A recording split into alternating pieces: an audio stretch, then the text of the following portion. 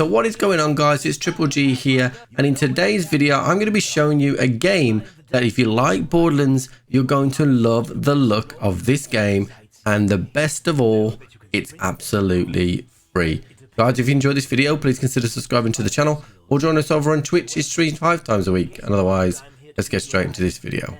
So the game we're talking about today is Spacepunks. Spacepunks is a free-to-play live service looter shooter top-down RPG action style game that looks and feels like Borderlands in its art style and plays and feels like Diablo 3.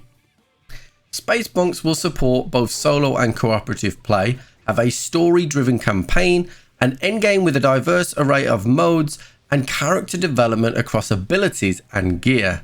The developers at Playing Wild Hog have just released a ton of details about the game, as well as providing early access to the game via free keys or if you order a Founders Edition via the Epic Games Store. All the footage you see here is me actually playing the game via early access, and there is a huge amount of things we need to talk about. So for all of you Borderlands fans out there, the characters and planets are going to feel very familiar to you. There are 4 characters, like Borderlands, each with their own skills, like Borderlands, and like Borderlands, each with their own skill tree as well. The loot system is simplified via the standard color system everyone is now familiar with, although you cannot equip new items until you've actually completed the mission that you're on.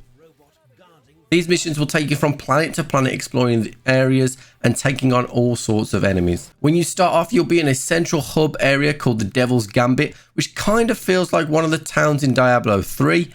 Here you will select missions, change characters, select your loadouts and spend skill points.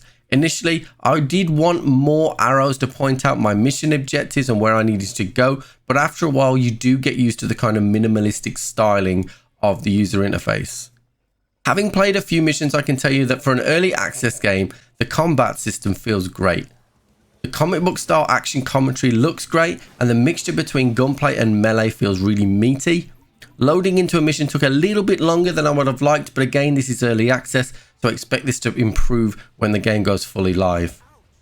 During early access, there'll be very little support for the story, but expect that to ramp up on full release. As previously mentioned, you can buy the Founders Edition, which comes with a limited amount of cosmetics, which will grant you early access to the game on July the 14th via the Epic Store. But you can also request a free key from the same page, and if you're lucky, you will get early access. After launching early access, Spacepunks will work towards an open beta later this year on PC in the winter. Then in 2022, the plan is to roll it out on all consoles.